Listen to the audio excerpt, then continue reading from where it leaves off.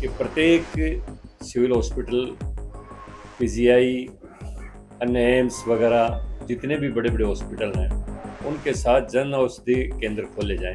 तो अलॉटमेंट है उसमें महिलाओं को, रिटायर्ड अपने आर्मी पर्सनल्स को, विकलांगों को और पूर्वोत्तर भारत के अंदर पूर्वोत्तर के लोगों को वरीयता दी जाती है।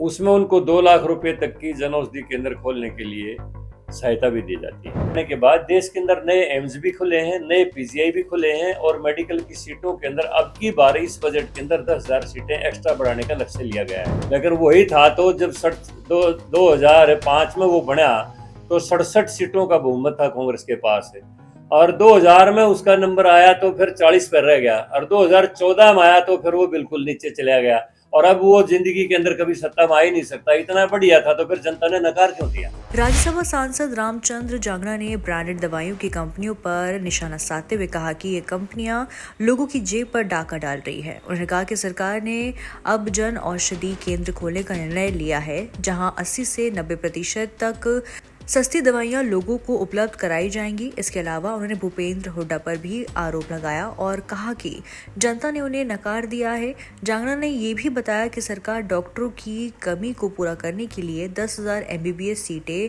बढ़ाने पर विचार कर रही है।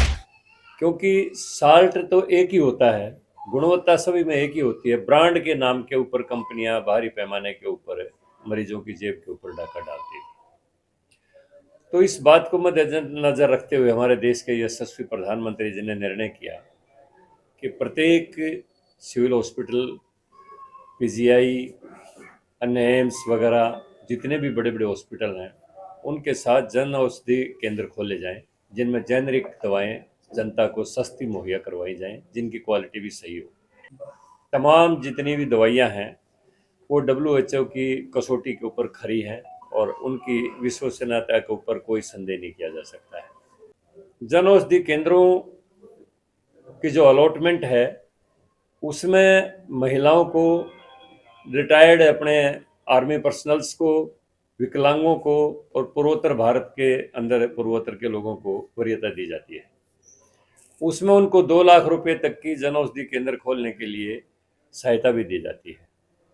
उसके साथ साथ जो जन औषधि केंद्र हमारे जो खोलते हैं उनको 20% उसके MRP के ऊपर उनको कमीशन देते हैं। उसमें अभी तक जो है 10 साल के पीरियड में 30,000 करोड़ रुपया प्रधानमंत्री जी की इस दूरगामी सोच के परिणाम स्वरूप गरीबों का बचा है।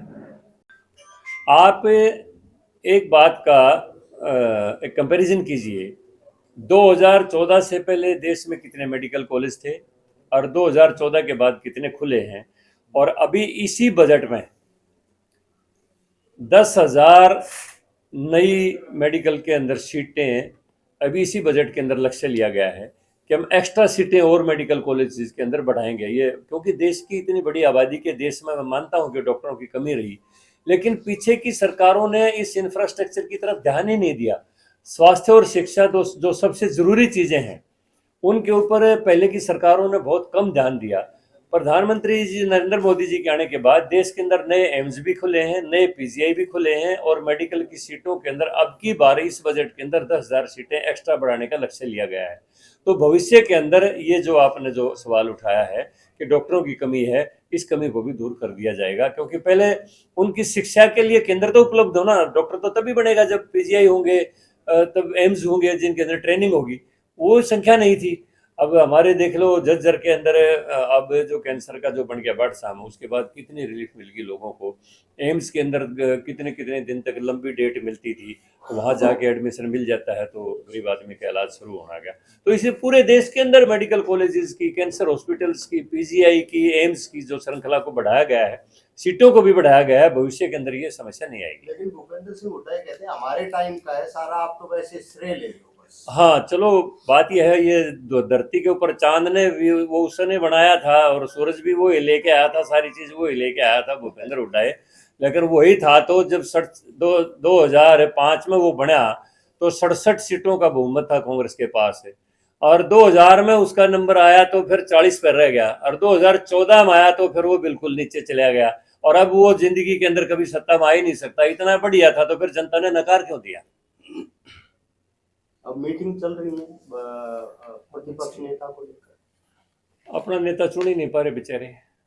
आपस में जहां भी कांग्रेस की मीटिंग होती है, जूते आपस में जब चल के होते हैं तभी मीटिंग खत्म होती है।